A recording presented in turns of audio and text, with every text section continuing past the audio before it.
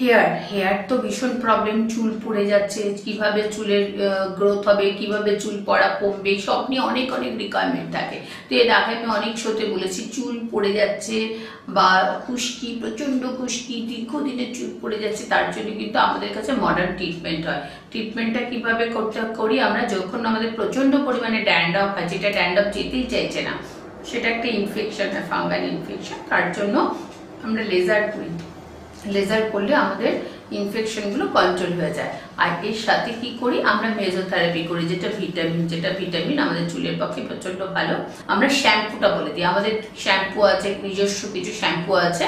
একটা ড্যান্ড্রফের জন্য একটা প্রোটিনযুক্ত শ্যাম্পু, দুটো অল্টারনেট করে আমি ইউজ করতে দিই সাথে সাথে, ট্রিটমেন্টের সাথে সাথে। যারা ট্রিটমেন্ট করছো তার সাথেও করি, যারা ট্রিটমেন্ট করছো না তাদেরকেও আমরা অ্যাডভাইস করি যে সাথে সাথে ওটাকে ইউজ করা। বারবার আমরা কালার করছি, তাতে চুল বেশি পড়ে যাচ্ছে বা কালার থাকতে মানে করতে পারছে না, সেই ক্ষেত্রে কি হয়েছে, সেই ক্ষেত্রে আমরা একটা কালারও বার করেছি, যেটা শ্যাম্পু বোতল, শ্যাম্পুই মানে এখান থেকে দুটো বোতল থাকবে, শ্যাম্পুতে দুটো বোতল থাকবে, দুটো বোতল থেকে সপরিমাণে নিয়ে একটু একটু করে দুটো বোতল থেকে নিয়ে মাথায় লাগাতে হবে।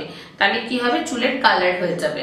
আলাদা করে কালার করতে হবে না, মাত্র 5 মিনিট রাখতে হবে। অনেকেই বলেও যে কতক্ষণ রাখতে হবে, অনেকে জিজ্ঞাসা করো, আমি বলে দিচ্ছি 5 মিনিট রাখতে হবে, তাহলে তোমার চুলের কালারটা হয়ে যাবে। আর একটা যেটা স্পেশাল বলবো, সেটা হচ্ছে আনওয়ান্টেড হেয়ার।